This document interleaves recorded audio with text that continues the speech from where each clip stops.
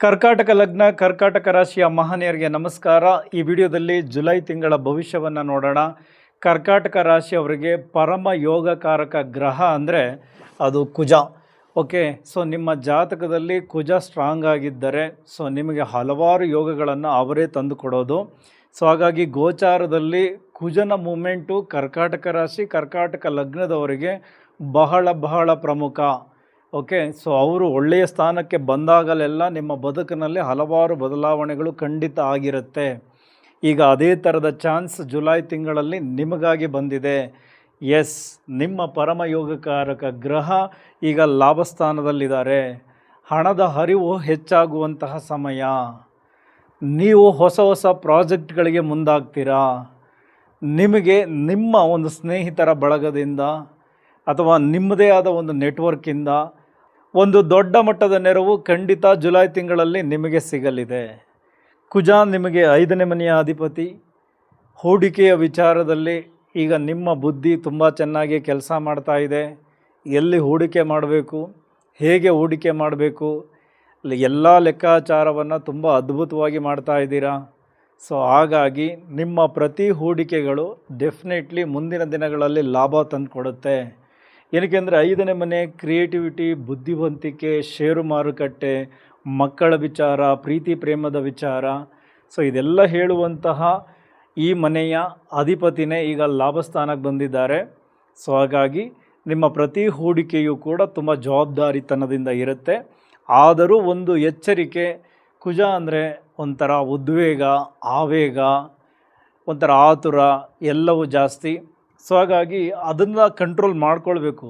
ಇದು ಬರೀ ಕರ್ಕಾಟಕ ರಾಶಿ ಕರ್ಕಾಟಕ ಲಗ್ನ ಅಂತಲ್ಲ, ಎಲ್ಲ ರಾಶಿಯವರಿಗೂ ಕುಜ ಹೇಗೆ ಕೆಲಸ ಮಾಡ್ತಾರಲ್ಲ ಆ ವಿಚಾರಗಳಲ್ಲಿ ಸ್ವಲ್ಪ ವೇಗವನ್ನು ನಿಯಂತ್ರಣ ಮಾಡಿಕೊಂಡು ಕೋಪವನ್ನು ನಿಯಂತ್ರಣ ಮಾಡಿಕೊಂಡರೆ ಡೆಫಿನೆಟ್ಲಿ ಅವರು ಒಳ್ಳೆಯದನ್ನೇ ಮಾಡ್ತಾರೆ.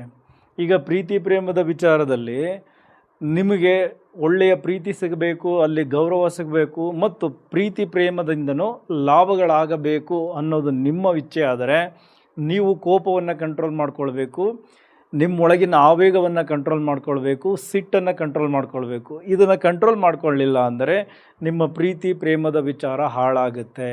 ಅದೇ ಕುಜ ಮಾಡೋದು. ಓಕೆ, ಹಾಗಾಗಿ ಈ 5ನೇ ಮನೆಯ ಅಧಿಪತಿ 7ನೇ ಮನೆಯಲ್ಲಿರೋದ್ರಿಂದ ನಿಮ್ಮ ಹೂಡಿಕೆಗಳಿಗೆ ಡೆಫಿನೆಟ್ಲಿ ಲಾಭ ಸಿಗುತ್ತೆ. ಕುಜ ಭೂಮಿಕಾರಕ. ರಿಯಲ್ ಎಸ್ಟೇಟ್ಗೆ ಸಂಬಂಧಪಟ್ಟಂತೆ ನೀವೇನಾದರೂ ವ್ಯವಹಾರಗಳನ್ನು ಮಾಡ್ತಾ ಇದ್ದರೆ ಆ ವ್ಯವಹಾರಗಳೆಲ್ಲವೂ ಕೈ ಹಿಡಿತದೆ. ಒಳ್ಳೊಳ್ಳೆಯ ಕಡೆ ಹೂಡಿಕೆಗಳನ್ನು ಮಾಡ್ತೀರಾ. ಈ ಒಂದು ಜುಲೈ ತಿಂಗಳನ್ನು ಕುಜ ಲಾಭಸ್ಥಾನಕ್ಕೆ ಬಂದಿರೋದನ್ನು ನೀವು ಪಾಸಿಟಿವ್ ಆಗಿ ಬಳಸ್ಕೊಳ್ಬಹುದು.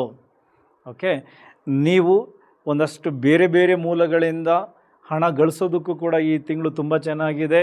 ಹಾಗಾಗಿ ಎಲ್ಲೆಲ್ಲಿ ನಿಮಗೆ ಪಾಸಿಟಿವ್ ಅನಿಸುತ್ತೋ ಅಲ್ಲೆಲ್ಲ ನೀವು ಹೂಡಿಕೆಗಳನ್ನು ಮಾಡಬಹುದು, ಅರ್ನಿಂಗ್ಸ್ಗೆ ಮುಂದಾಗ್ಬೋದು. ಇದು ತುಂಬ ಚೆನ್ನಾಗಿದೆ. ಓವರಾಲ್ ನಿಮ್ಮ ಕಾರ್ಯಕ್ಷೇತ್ರವನ್ನು ನಿಮ್ಮ ವ್ಯಾಪಾರಕ್ಕೆ ಸಂಬಂಧಪಟ್ಟಂತೆ ಎಕ್ಸ್ಟೆಂಡ್ ಮಾಡಿಕೊಳ್ಳಿಕ್ಕೆ ಇದು ತುಂಬ ಒಳ್ಳೆಯ ಸಮಯ. ತುಂಬ ಚೆನ್ನಾಗಿದೆ. ಕುಜನ ಸಪೋರ್ಟ್ ಚೆನ್ನಾಗಿ ಸಿಗುತ್ತೆ, ಅದರ ಕಡೆ ಗಮನ ಕೊಡಿ. ಅದೇ ರೀತಿ ಕುಜನ 4ನೆಯ ದೃಷ್ಟಿ ನಿಮ್ಮ ಧನಸ್ಥಾನಕ್ಕೆ ಬೀಳುತ್ತೆ.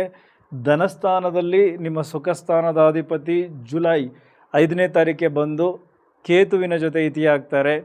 ಒಂದು ಸ್ವಲ್ಪ ಕೇತು ಈ ಕುಟುಂಬದಲ್ಲಿ ಮೌನಿಯಾಗಿರೋ ಥರ ನಿಮ್ಮನ್ನು ಮಾಡಿಬಿಟ್ಟಿದ್ರು.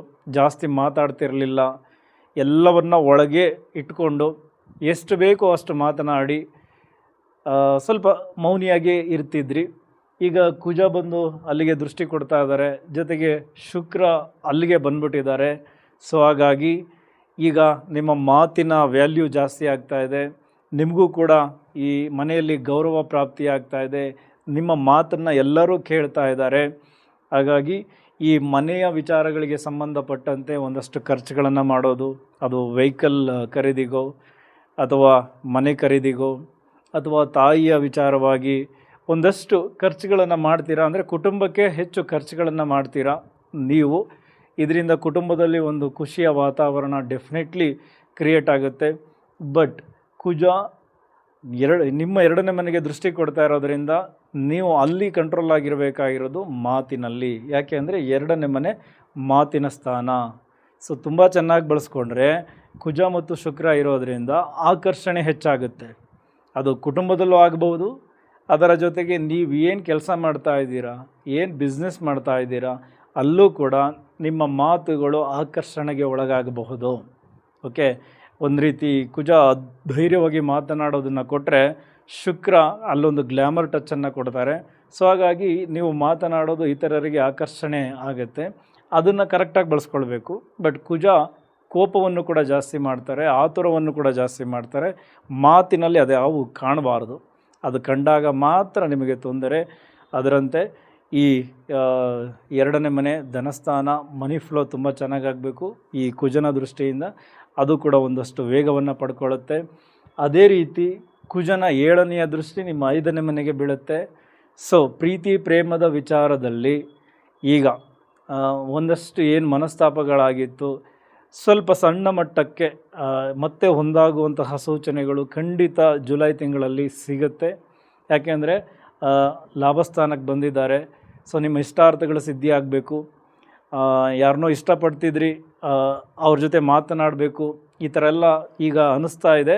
ಜುಲೈ ತಿಂಗಳಲ್ಲಿ ಡೆಫಿನೆಟ್ಲಿ ಅವ್ರ ಜೊತೆ ಮಾತಾಡ್ತೀರಾ, ನಿಮ್ಮ ಪ್ರೀತಿಯ ನಿವೇದನೆ ಮಾಡ್ಕೊಳ್ತೀರಾ. ಬಟ್ ನಾನು ಹೇಳ್ತಾ ಇರೋದು ಆ ಈಗೋ ಕ್ಲಾಶಸ್ ಆಗಬಾರ್ದು, ಕೋಪಗಳನ್ನು ವ್ಯಕ್ತಪಡಿಸಬಾರ್ದು. ಯಾಕೆ ಅಂದರೆ ಅವರು ಕೂಡ ಸ್ವಲ್ಪ ಕೋಪಿಷ್ಠರಾಗೆ ನಿಮಗೆ ಕಾಣ್ತಾರೆ. ಸ್ವಲ್ಪ ಫಿಲ್ಟ್ರ್ ಇಲ್ದೇ ಮಾತನಾಡ್ಬೋದು, ಇಲ್ಲೇನಿದೆ ಅದನ್ನು ನೇರವಾಗಿ ಹೇಳ್ಬಿಡ್ಬೋದು, ಅದು ನಿಮ್ಗೆ ಹರ್ಟ್ ಆಗ್ಬೋದು. ಸೊ ಇದೆಲ್ಲವೂ ಇರೋದರಿಂದ ಸ್ವಲ್ಪ ನೀಟಾಗಿ ಬ್ಯಾಲೆನ್ಸ್ ಮಾಡಿ ಪ್ರೀತಿ ಪ್ರೇಮದ ವಿಚಾರದಲ್ಲಿ. ಇನ್ನು ನಿಮ್ಮ ಮಕ್ಕಳು ಅಷ್ಟೇ ನಿಮಗೆ ಖುಷಿ ಕೊಡುವಂತಹ ವಿಚಾರದಲ್ಲೇ ತೊಡಗಿಸ್ಕೊಂಡಿದ್ದಾರೆ. ಅವರ ಎಜುಕೇಷನ್ ತುಂಬ ಚೆನ್ನಾಗಿದೆ. ಸೊ ಅವರೇನಾದರೂ ನಿಮ್ಮ ಬಿಸ್ನೆಸ್ಸಲ್ಲಿ ಇನ್ವಾಲ್ವ್ ಆಗಿದ್ದರೆ ಅವರಿಂದನೂ ಲಾಭಗಳು ಖಂಡಿತ ಇದೆ. ಓಕೆ, ಯಾಕೆಂದರೆ 5ನೇ ಮನೆಯ ಅಧಿಪತಿ 11ನೇ ಮನೆಯಲ್ಲಿದ್ದಾರೆ. ಡೆಫಿನೆಟ್ಲಿ ಲಾಭಗಳನ್ನು ತಂದು ಕೊಟ್ಟೇ ಕೊಡ್ತಾರೆ ನಿಮ್ಮ ಮಕ್ಕಳು ನಿಮ್ಮ ಜೊತೆಗೆ ಸೇರಿಕೊಂಡಾಗ. ಓಕೆ, ಇದಿಷ್ಟು 5ನೇ ಮನೆಯ ಇಂಪ್ಯಾಕ್ಟ್. ಅದೇ ರೀತಿ ಕುಜ ನಿಮ್ಮ 6ನೇ ಮನೆಗೂ ಕೂಡ ದೃಷ್ಟಿಯನ್ನು ಕೊಡ್ತಾರೆ. 6ನೇ ಮನೆಗೆ ಶನಿ ಮಹಾತ್ಮರ 10ನೆಯ ದೃಷ್ಟಿಯೂ ಇದೆ. ಮೊದಲ 15 ದಿನ ರವಿ ಮಿಥುನ ರಾಶಿಯಿಂದ ನಿಮ್ಮ 6ನೇ ಮನೆಗೂ ಕೂಡ ದೃಷ್ಟಿಯನ್ನು ಕೊಡ್ತಾರೆ. 6ನೇ ಮನೆ ಅಂದರೆ ಸಾಲದ ವಿಚಾರ, ಶತ್ರುಗಳ ವಿಚಾರ, ರೋಗಗಳ ವಿಚಾರ, ಅದರ ಜೊತೆಗೆ ಈ ಸೇವೆಯ ವೃತ್ತಿಯಲ್ಲಿರೋರ ವಿಚಾರ. ಅದು ಡಾಕ್ಟರ್ಸ್ ಆಗಿರ್ಬೋದು, ಲಾಯರ್ಸ್ ಆಗಿರಬಹುದು, ಪೊಲೀಸ್ ಇಲಾಖೆಯಲ್ಲಿರಬಹುದು, ಅಥವಾ ನಮ್ಮ ಕೈ ಕೆಳಗಡೆ ಕೆಲಸ ಮಾಡುವಂತಹ ಕಾರ್ಮಿಕರಿರಬಹುದು. ಓಕೆ, ಇಷ್ಟು ವಿಚಾರಗಳನ್ನು ತಿಳಿಸುವಂತಹ ಮನೆ ಇದು. ಸೊ ಮೊದಲನೇದು ಇಲ್ಲಿಗೆ ರವಿ ಮತ್ತು ಕುಜ ಶನಿ ಇಷ್ಟು ಜನರ ದೃಷ್ಟಿ ಇರೋದರಿಂದ ಡೆಫಿನೆಟ್ಲಿ ನಿಮ್ಮನ್ನು ಯಾರೂ ಗೆಲ್ಲೋಕ್ಕಾಗಲ್ಲ. ಅಂದರೆ ನಿಮ್ಮ ವಿರೋಧಿಗಳು ಏನೇ ನಿಮ್ಮ ವಿರುದ್ಧ ತಂತ್ರಗಳನ್ನು ಮಾಡಿದರೋ ಅದನ್ನು ನೀವು ಜಯಿಸ್ತೀರಾ. ಆಫೀಸಲ್ಲಿ ರಾಜಕೀಯಗಳು ನಡೀತಾ ಇದ್ದರೆ ಅದು ಏನೂ ಎಫೆಕ್ಟ್ ಆಗಲ್ಲ. ವ್ಯಾಪಾರದಲ್ಲಿ ಕಾಂಪಿಟೇಷನ್ ಇದ್ದರೆ ನಿಮಗೆ ಜಯ. ಓಕೆ, ಅಥವಾ ಕಾಂಪಿಟೇಟಿವ್ ಎಕ್ಸಾಮ್ಸ್ಗಳನ್ನು ಅಟೆಂಡ್ ಮಾಡ್ತಿದ್ದರೆ ತುಂಬ ಅದ್ಭುತವಾಗಿ ಧೈರ್ಯವಾಗಿ ಅಟೆಂಡ್ ಮಾಡ್ತೀರಾ. ಸೊ ಈ ರೀತಿ ಎದುರಾಳಿಗಳನ್ನು ಎದುರಿಸಲಿಕ್ಕೆ ಈ ಒಂದು ಗ್ರಹಗಳ ದೃಷ್ಟಿ ಅದ್ಭುತವಾಗಿದೆ. ಅದು ನಿಮ್ಮ ಕಾರ್ಯಕ್ಷೇತ್ರಗಳಿಗೆ ಅಳವಡಿಸ್ಕೊಳ್ಳಿ. ಹಾಗೆ ಇದೇ 6ನೇ ಮನೆ ರಾಜಕಾರಣಿಗಳಿಗೆ ತುಂಬ ಚೆನ್ನಾಗಿರಬೇಕು. ಯಾಕೆ ಅಂದರೆ ರಾಜಕೀಯದಲ್ಲಿ ಯಾವಾಗಲೂ ಎದುರಾಳಿಗಳ ತಂತ್ರವನ್ನು ಎದುರಿಸಲಿಕ್ಕೆ, ಅವರ ವಿರುದ್ಧ ಗೆಲ್ಲಲಿಕ್ಕೆ 6ನೇ ಮನೆಯ ಸಪೋರ್ಟ್ ತುಂಬ ಚೆನ್ನಾಗಿರಬೇಕು ರಾಜಕಾರಣಿಗಳಿಗೆ.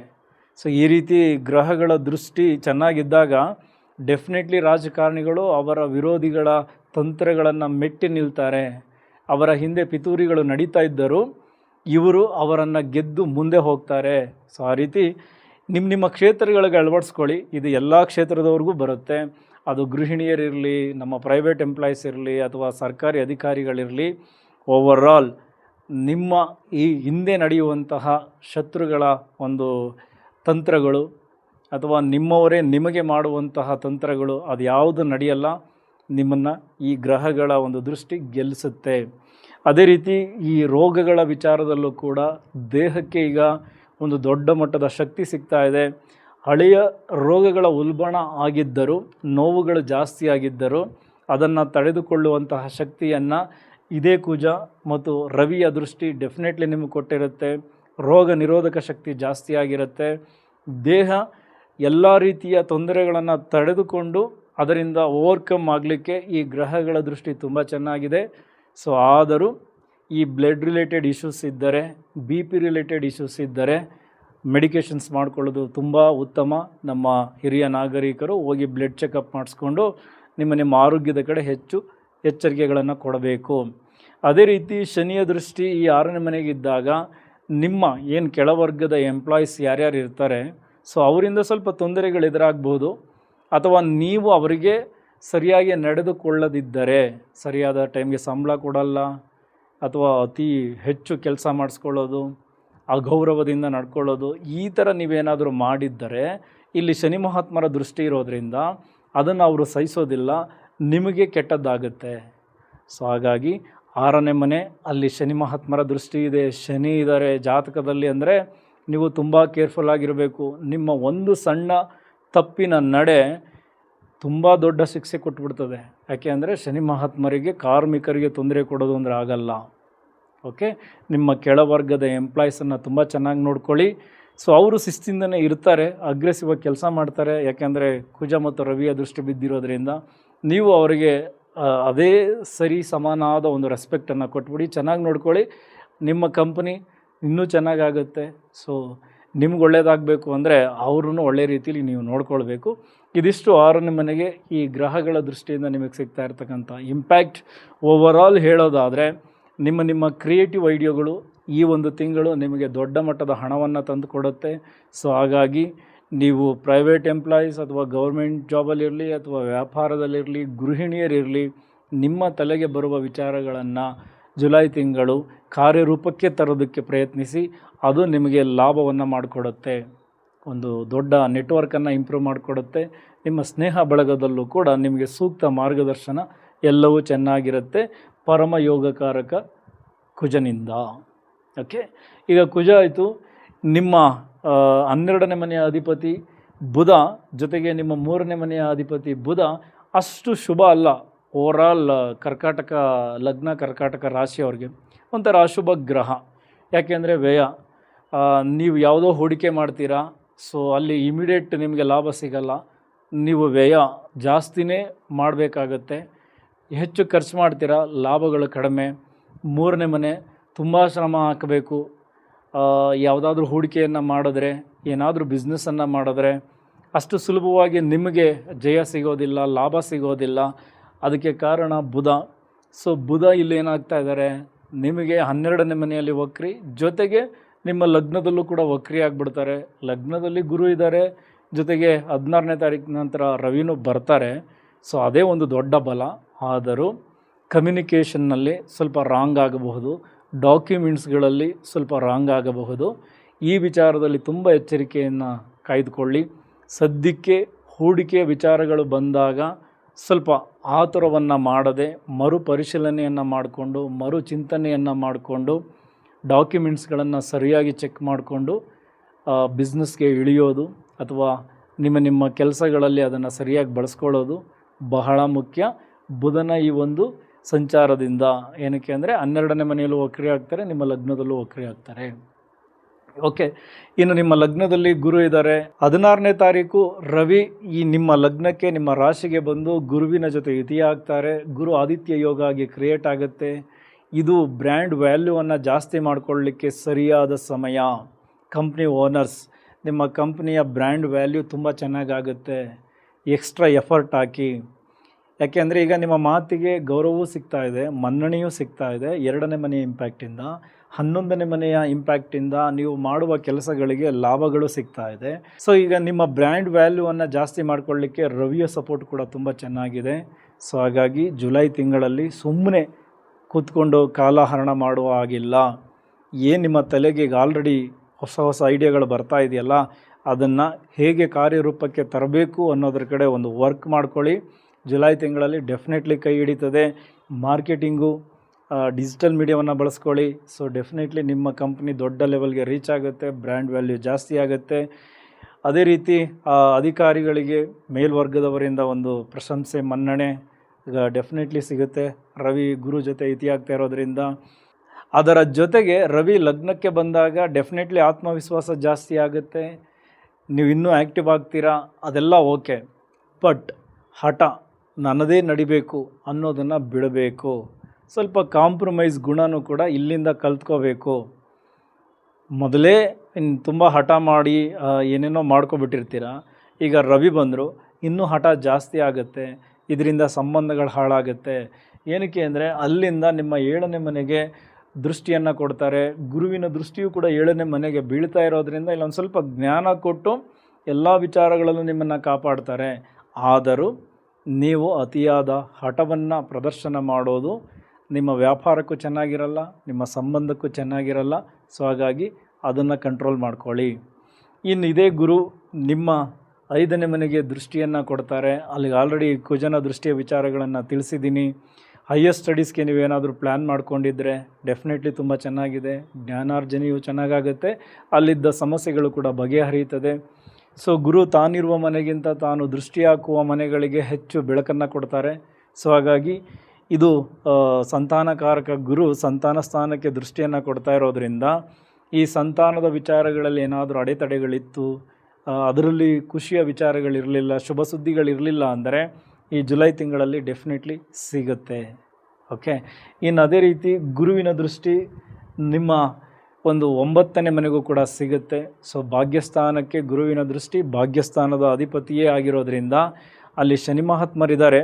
ಅದೃಷ್ಟ ಅನ್ನೋದು ಸ್ವಲ್ಪ ಡಿಲೇ ಆಗ್ತಾ ಇದೆ, ಹೆಚ್ಚು ಶ್ರಮ ನಿಮ್ಮಿಂದ ಎಕ್ಸ್ಪೆಕ್ಟ್ ಮಾಡ್ತಾ ಇದ್ದಾರೆ. ಏನಕ್ಕೆ ಅಂದರೆ ಶನಿ ಮಹಾತ್ಮರ ದೃಷ್ಟಿ ನಿಮ್ಮ 3ನೇ ಮನೆಗೂ ಬೀಳ್ತಾ ಇದೆ. 3ನೇ ಮನೆ ಅಂದರೆ ಅದು ತುಂಬ ಶ್ರಮ, ಸ್ವಂತ ಪ್ರಯತ್ನ, ಒಂದಷ್ಟು ಅಲೆದಾಟ, ಅದು ಕಿರು ಪ್ರಯಾಣ, ಈ ಥರ ಎಲ್ಲ ನಿಮಗೆ ಆಗ್ತಾ ಇದೆ. ಅಂದರೆ ಅಷ್ಟು ಸುಲಭವಾಗಿ ಅದೃಷ್ಟ ಕೈ ಹಿಡಿತಾ ಇಲ್ಲ, ಹೆಚ್ಚು ಶ್ರಮ ಕೊಡ್ತಾ ಇದ್ದೀರಾ. ಗುರುವಿನ ದೃಷ್ಟಿ ಬಿದ್ದಿರೋದ್ರಿಂದ ಸ್ವಲ್ಪ ಜವಾಬ್ದಾರಿಯುತವಾಗಿ ನಡ್ಕೊಳ್ತಾ ಇದ್ದೀರಾ, ಕರೆಕ್ಟಾಗಿ ನಿಮ್ಮ ಎಫರ್ಟನ್ನು ಹಾಕ್ತಾ ಇದ್ದೀರಾ. ಅದು ಡೆಫಿನೆಟ್ಲಿ ಮುಂದಿನ ದಿನಗಳಲ್ಲಿ ಭಾಗ್ಯವಾಗುತ್ತೆ, ಅದೃಷ್ಟವಾಗಿ ಕ್ರಿಯೇಟ್ ಆಗುತ್ತೆ, ಲಾಭಗಳನ್ನು ನೀವು ಮಾಡುವ ಕೆಲಸಗಳಲ್ಲಿ ಗಳಿಸ್ತೀರಾ. ಸೊ ತಂದೆಯ ಜೊತೆ ಸ್ವಲ್ಪ ಮನಸ್ತಾಪಗಳು ಎದುರಾಗಿರಬಹುದು. ಸೊ ಹಾಗಾಗಿ ಕೂಲ್. ಈಗ ಸಿಚುವೇಶನ್ ಸರಿಯಿಲ್ಲ ಅಂದಾಗ ಮಾತನಾಡಿ ಸಂಬಂಧಗಳನ್ನು ದೂರ ಮಾಡ್ಕೋಬಾರ್ದು. ಸೊ ಮೌನವಾಗಿದ್ದುಕೊಂಡೇ ಸಂಬಂಧಗಳನ್ನು ಉಳಿಸೋದ್ರ ಕಡೆ ಗಮನ ಕೊಡಬೇಕು. ಸ್ವಲ್ಪ ಧಾರ್ಮಿಕ ವಿಚಾರಗಳ ಕಡೆ ಗಮನ ಕೊಟ್ಟರೆ ಅದು ನಿಮಗೆ ಒಳ್ಳೆಯದನ್ನು ಮಾಡುತ್ತೆ. ಅದು ಗೃಹಿಣಿಯರಿರಲಿ, ಬೇರೆ ಎಲ್ಲರೂ ಸ್ವಲ್ಪ ದೂರದ ಸ್ಥಳಗಳಿಗೆ ಓಡಾಡಿಕೊಂಡು ದೇವಸ್ಥಾನಗಳನ್ನು ಭೇಟಿ ಮಾಡ್ಕೊಂಡು ಬನ್ನಿ. ಯಾಕೆಂದರೆ 9ನೇ ಮನೆ ದೂರದ ಸ್ಥಳ, ದೂರದ ಪ್ರಯಾಣವನ್ನು ತಿಳಿಸುತ್ತೆ. ಸೊ ಅಲ್ಲಿ ಓಡಾಡ್ಕೊಂಡು ಬನ್ನಿ. ಇನ್ನು ಹೈಯರ್ ಸ್ಟಡೀಸಲ್ಲಿ ಸ್ವಲ್ಪ ನಿಧಾನ ಅನ್ನಿಸ್ತಾ ಇತ್ತು. ಸೊ ಗುರು ದೃಷ್ಟಿ ಬಿದ್ದ ಮೇಲೆ ಸ್ವಲ್ಪ ಇವಾಗ ಚೇತರಿಕೆ ಕಾಣಿಸ್ಕೊಳ್ತಾ ಇದೆ. ಅಲ್ಲಿದ್ದ ಸಮಸ್ಯೆಗಳು ಕೂಡ ಒಂದೊಂದಾಗಿ ಬಗೆಹರಿತಾ ಇದೆ. ಇದಿಷ್ಟು 9ನೇ ಮನೆಯಲ್ಲಿ ಶನಿ ಮತ್ತು ಗುರುವಿನ ಇಂಪ್ಯಾಕ್ಟ್, ಅದರ ಜೊತೆಗೆ 3ನೇ ಮನೆಗೆ ದೃಷ್ಟಿ ಕೊಟ್ಟಿರೋದ್ರಿಂದ ನಿಮ್ಮ ಶ್ರಮ ಅತಿ ಅಗತ್ಯ, ಖಂಡಿತ ಬೇಕು. ಈ ಕಿರಿಯ ಸಹೋದರ, ನೆರೆಹೊರೆ ಇವರೆಲ್ಲ ಸ್ವಲ್ಪ ಬೇರೆ ರೀತಿ ವರ್ತಿಸ್ತಾ ಇದ್ದಾರೆ. ಸೊ ಹಾಗಾಗಿ ಟೆನ್ಷನ್ ಆಗಬೇಡಿ, ಎಲ್ಲವೂ ಸರಿ ಹೋಗುತ್ತೆ. ಇನ್ನು ಅದೇ ರೀತಿ ನಿಮಗೆ ರಾಹು ಧನಿಷ್ಠ ನಕ್ಷತ್ರಕ್ಕೆ ಬಂದಿರೋದು. ಈ ರಿಯಲ್ ಎಸ್ಟೇಟ್ ಬಿಸ್ನೆಸ್ ಯಾರ್ಯಾರು ಮಾಡ್ತಾ ಇದ್ದೀರಾ, ಅಥವಾ ಪಿತ್ರಾರ್ಜಿತ ಆಸ್ತಿಗಾಗಿ ಯಾರ್ಯಾರು ಟ್ರೈ ಮಾಡ್ತಾ ಇದ್ದೀರಾ, ಸೊ ನಿಮ್ಮೆಲ್ಲರಿಗೂ ಹಠಾತ್ತಾಗಿ ಒಂದಷ್ಟು ಧನಲಾಭಗಳು, ಹಳೆಯ ಹೂಡಿಕೆಗಳಿಂದ ಲಾಭ, ಈ ಲಿಟಿಗೇಷನ್ ಪ್ರಾಪರ್ಟಿಗಳು ಈಗ ಒಂದು ಹಂತಕ್ಕೆ ಎಲ್ಲವೂ ಸರಿಯಾಗಿ ಅದು ನಿಮಗೆ ಹಣ ಮಾಡಿಕೊಡುತ್ತೆ. ಅಥವಾ ತುಂಬ ಹಳೆಯ ಪ್ರಾಪರ್ಟಿಯನ್ನು ಸೇಲ್ ಮಾಡಬೇಕು, ಆ ಥರದ ವಿಚಾರಗಳಲ್ಲಿ ನೀವು ತೊಡಗಿಸ್ಕೊಂಡಿದ್ರಿ, ನೀವು ಹೋಗಿ ಕೈ ಹಾಕಿದ್ರೆ ಆ ಥರದ ಪ್ರಾಪರ್ಟಿಗಳು ಸೇಲ್ ಆಗ್ತದೆ, ಆ ಥರದ ಡೀಲ್ಗಳನ್ನು ಜಾಸ್ತಿ ಮಾಡ್ತೀರಾ. ಬಟ್ ಇದೇ ಅಷ್ಟಮ ಕುಜ ಇರೋದ್ರಿಂದ ಈ ವೆಹಿಕಲಲ್ಲಿ ಓಡಾಡಬೇಕಾದ್ರೆ ಸ್ವಲ್ಪ ಹುಷಾರಾಗಿರಬೇಕು. ನಿಮ್ಮ ಮೈಯಿಂದ ಬ್ಲಡ್ ಹೋಗುವಂತಹ ಚಾನ್ಸಸ್ ಇರುತ್ತೆ. ವಿತೌಟ್ ಹೆಲ್ಮೆಟ್, ಸೀಟ್ ಬೆಲ್ಟ್ ಇಲ್ಲದೆ, ಓವರ್ ಸ್ಪೀಡ್, ಓವರ್ಟೇಕ್ ಇದೆಲ್ಲವನ್ನು ಕರೆಕ್ಟಾಗಿ ನೀವು ಬ್ಯಾಲೆನ್ಸ್ ಮಾಡಿದರೆ, ಎಚ್ಚರಿಕೆಗಳನ್ನು ತೆಗೆದುಕೊಂಡರೆ ನಿಮಗೆ ಆ ಥರದ ಅನಾಹುತಗಳಾಗೋದಿಲ್ಲ. ಸೊ ಆದರೂ ಒಂದು ರೌಂಡ್ ಬ್ಲಡ್ ಚೆಕಪ್ ಮಾಡಿಸ್ಕೊಳ್ಳಿ, ಅಥವಾ ಬ್ಲಡ್ ಡೊನೇಟ್ ಮಾಡೋದಕ್ಕೆ ಮುಂದಾಗಿ. ಇದರಿಂದ ಕುಜದೋಷ ಸ್ವಲ್ಪ ಕಡಿಮೆ ಆಗಿ ಅಷ್ಟಮ ಸ್ಥಾನದ ಪ್ರಭಾವವು ಆಕಸ್ಮಿಕವಾಗಿ ಆಗುವಂತಹ ಅಪಘಾತಗಳು ಕೂಡ ಕಡಿಮೆ ಆಗುತ್ತೆ. ಸೊ ಇದಿಷ್ಟು ರಾಹುವಿನ ಇಂಪ್ಯಾಕ್ಟ್. ಸೊ ಓವರಾಲ್ ನೋಡಿದಾಗ ಕುಜ ಜೊತೆಗೆ ಶುಕ್ರ ಜೊತೆಗೆ ರವಿ, ಸೊ ಇನ್ನು ಗುರು, ಇವರ ಕಾಂಬಿನೇಷನ್ ಜುಲೈ ತಿಂಗಳಲ್ಲಿ ಡೆಫಿನೆಟ್ಲಿ ತುಂಬ ಚೆನ್ನಾಗಿ ವರ್ಕ್ ಆಗಿ ನಿಮ್ಮ ವಿಚಾರಗಳಲ್ಲಿ ಲಾಭಗಳನ್ನು ತಂದುಕೊಡುತ್ತೆ. ಸೊ ಫ್ಯಾಮಿಲಿ ವಿಚಾರದಲ್ಲಿ ಸ್ವಲ್ಪ ಕೋಪ, ಹಠ ಎಲ್ಲ ಕಡಿಮೆ ಮಾಡ್ಕೊಳ್ಳಿ. ಸಂಬಂಧಗಳನ್ನು ಉಳಿಸ್ಕೊಳ್ಳೋದ್ರ ಕಡೆ ಗಮನ ಕೊಡಿ. ಉಳಿದಂತೆ ಕೋರ್ಟ್ ಕೇಸು ಈ ಥರದ ವಿಚಾರಗಳಲ್ಲಿ ಖಂಡಿತ 6ನೇ ಮನೆಯ ಇಂಪ್ಯಾಕ್ಟಿಂದ ಎಲ್ಲವೂ ಚೆನ್ನಾಗಾಗ್ತದೆ. ಕೃಷಿಕರಿಗೂ ಕೂಡ ನಿಮ್ಮ 4ನೇ ಮನೆಯ ಅಧಿಪತಿ ಜೊತೆಗೆ ಲಾಭಸ್ಥಾನದ ಅಧಿಪತಿಯೂ ಆಗಿರುವ ಶುಕ್ರ ಧನಸ್ಥಾನಕ್ಕೆ ಬಂದಿರೋದು ನಿಮ್ಮ ಬೆಳೆಗಳಿಗೆ ಹೆಚ್ಚು ಬೆಲೆ ಸಿಗೋದು, ಕೃಷಿಯಲ್ಲಿ ಒಂದು ರೀತಿ ಖುಷಿಯ ವಿಚಾರಗಳು ಎದುರಾಗೋದು ಇದೆಲ್ಲವೂ ಚೆನ್ನಾಗಿದೆ. ಮನೆಯ ಏನು ನವೀಕರಣಕ್ಕಾಗಿ ಮನೆಯ ವಿಚಾರಗಳಿಗಾಗಿ ಒಂದಷ್ಟು ಖರ್ಚುಗಳು ಎದುರಾಗುತ್ತೆ. ಮನೆಗೆ ಹೊಸ ವ್ಯಕ್ತಿಗಳ ಆಗಮನಕ್ಕೂ ಈ ಒಂದು ಜುಲೈ ತಿಂಗಳು ತುಂಬ ಚೆನ್ನಾಗಿದೆ. ಸೊ ನಿಮ್ಮೆಲ್ಲರಿಗೂ ಒಳ್ಳೆಯದಾಗಲಿ. ಈ ಒಂದು ಏನು ಗೋಚಾರದ ಫಲಗಳನ್ನು ನಿಮ್ಮ ಜಾತಕಕ್ಕೆ ಅಲ್ಲಿ ಇರುವ ದಶಾಭುಕ್ತಿಗಳಿಗೆ ಅನುಗುಣವಾಗಿ ಇದನ್ನು ಏನು ನೋಡ್ಕೊಳ್ಳಿ. ಅದರ ಆಧಾರದ ಮೇಲೆ ಗೋಚಾರದ ಫಲಗಳು ಕನೆಕ್ಟ್ ಆಗುತ್ತೆ. ಸೊ ಇನ್ನೊಂದು ವಿಷಯ ಬಿಟ್ಟಿದ್ದೆ, ಶನಿ ಮಹಾತ್ಮರ 3ನೆಯ ದೃಷ್ಟಿ ನಿಮ್ಮ ಲಾಭಸ್ಥಾನಕ್ಕಿದೆ. ಸ್ವಲ್ಪ ನಿಧಾನ ಅನಿಸುತ್ತೆ, ಸ್ವಲ್ಪ ಅಡೆ ಅನಿಸುತ್ತೆ, ಬಟ್ ಅಂತಿಮವಾಗಿ ತುಂಬ ಗಟ್ಟಿಯಾಗೇ ಕೊಡ್ತಾರೆ. ಅಂದರೆ ಅಲ್ಲಿ ಸ್ಟೆಬಿಲಿಟಿ ಇರುತ್ತೆ, ಕಿತ್ಕೊಳ್ಳಲ್ಲ ವಾಪಸ್ ಶನಿ ಮಹಾತ್ಮರು ಕೊಟ್ಟರೆ. ಸೊ ಹಾಗಾಗಿ ಪಾಸಿಟಿವ್ ಆಗಿರಿ. ಈ ಜುಲೈ ತಿಂಗಳು ನೀವು ಅಂದ್ಕೊಂಡದ್ದೆಲ್ಲವೂ ಸಾಧಿಸಿ. ಎಲ್ಲರಿಗೂ ಒಳ್ಳೆಯದಾಗಲಿ. ಇಲ್ಲಿವರೆಗೂ ವಿಡಿಯೋ ನೋಡೋದಕ್ಕೆ ಧನ್ಯವಾದಗಳು. Thank you very much.